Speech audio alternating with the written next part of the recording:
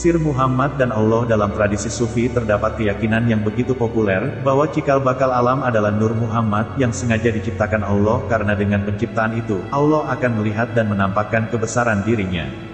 Hal itu sebagaimana termaktub dalam hadis qudsi, kuntu kanzan mahfian fa'ahbabtu an urafa fa'halaktu al-halka fabi arafuni, aku pada mulanya adalah harta yang tersembunyi, kemudian aku ingin dikenal, kuciptakanlah makhluk, maka melalui aku mereka kenal aku. Terlepas dari perdebatan apakah riwayatnya sahih ataukah lemah, pada umumnya orang Sufi menerima hadits tersebut, namun dengan beberapa penafsiran yang berbeda. Meski demikian, mereka cenderung sepakat bahwa manusia adalah mikrokosmos yang memiliki sifat-sifat yang menyerupai Tuhan dan paling potensial mendekati Tuhan, bandingkan Qs.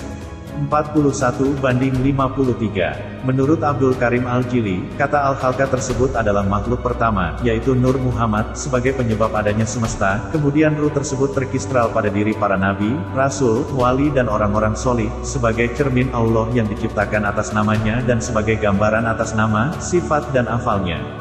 Insan Al-Kamil, Juz 2, Hal 58, 74, 78.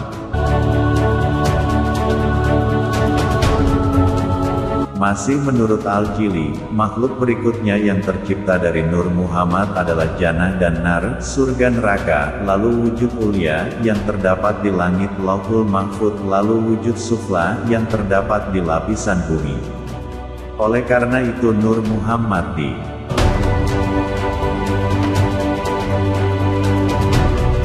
disebut Qut al-Ula, poros pertama, dari segala yang ada.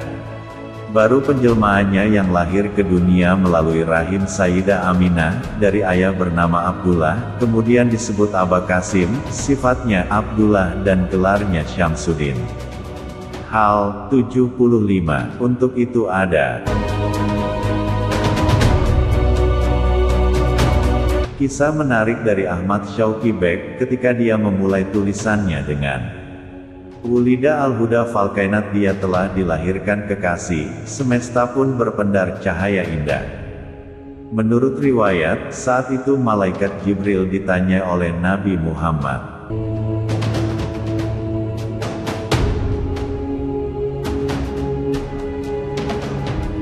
"Ya Jibril, berapa usiamu?" Kemudian malaikat menjawab, "Ya Rasulullah, tentu saja banyak." Kemudian Nabi melanjutkan, "Dengan umur sebanyak itu adakah pengalaman yang paling mengesankan? Wahai kekasih Allah, sungguh setiap 70.000 tahun saya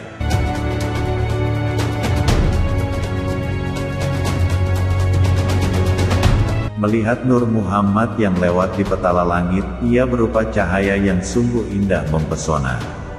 Seluruh yang ada di langit selalu sangat rindu untuk melihat cahaya tersebut, tetapi sayang, cahaya itu hanya datang tiap 70.000 tahun sekali. Setelah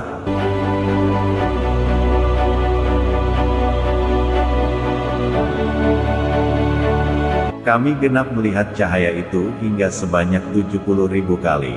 Disitulah puncak dari segala keindahan itu terjadi. Kapan itu wahai Jibril? Tanya Nabi lagi, saat engkau dilahirkan ya Rasul. Lalu Allah berfirman kepadaku, ya Jibril, bawalah seluruh malaikat yang ada di langit, turunlah ke bumi, ketahuilah kekasihku Muhammad SAW telah siap untuk dilahirkan dan sekarang tiba saatnya Nabi akhiruz zaman, ya Jibril, serukanlah pada arwah para Nabi, Rasul, Wali agar berkumpul, berbaris rapi, bahwa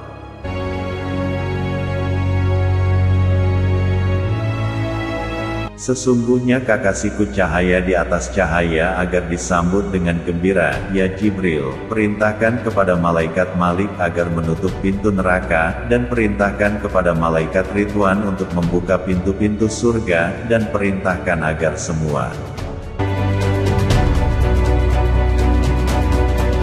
bidadari bersolek, memakai wangi-wangian dan mahkotanya untuk turun ke bumi menyambutnya dengan gembira.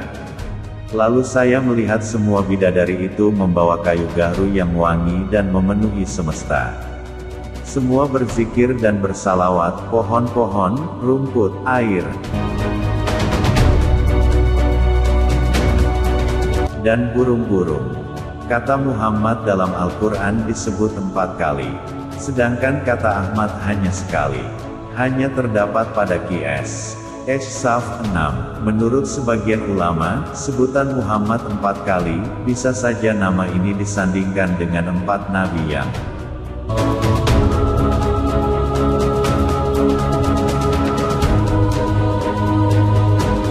Ulul Azmi, Nuh, Ibrahim, Musa dan Isa. Sebab akhlak terpujinya hampir menyamai nabi. Sementara kata Mahmud dan Hamid bisa disandingkan untuk semua nabi dan wali, tetapi tidak untuk Ahmad. Kata ini adalah khusus untuk Kanjeng Nabi Muhammad yang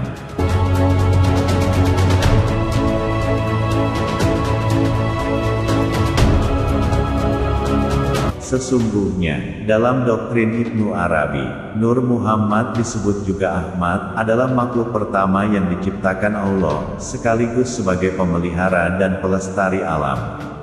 Ibnu Arabi, Futuhat Makkiyah, Vol 02, 331, hubungan antara Allah dan Nur Muhammad.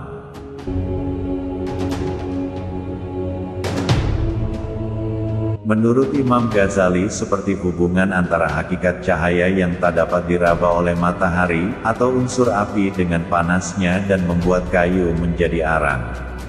Karenanya Nabi Muhammad disebut juga cahaya dari cahaya Allah, atau cahaya di atas cahaya.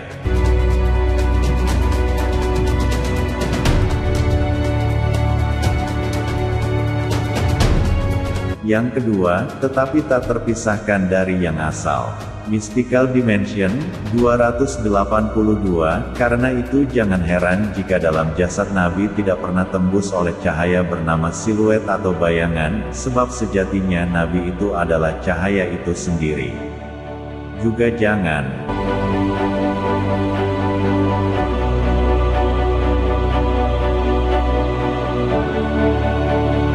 heran, semua nabi pernah bersalawat kepada Nabi Muhammad. Bahkan jauh hari sebelum ia dilahirkan ke bumi sebagaimana yang diabadikan dalam Al-Quran. Allahumma salli ala Sayyidina Muhammad. Semoga bermanfaat, jangan lupa like juga subscribe share.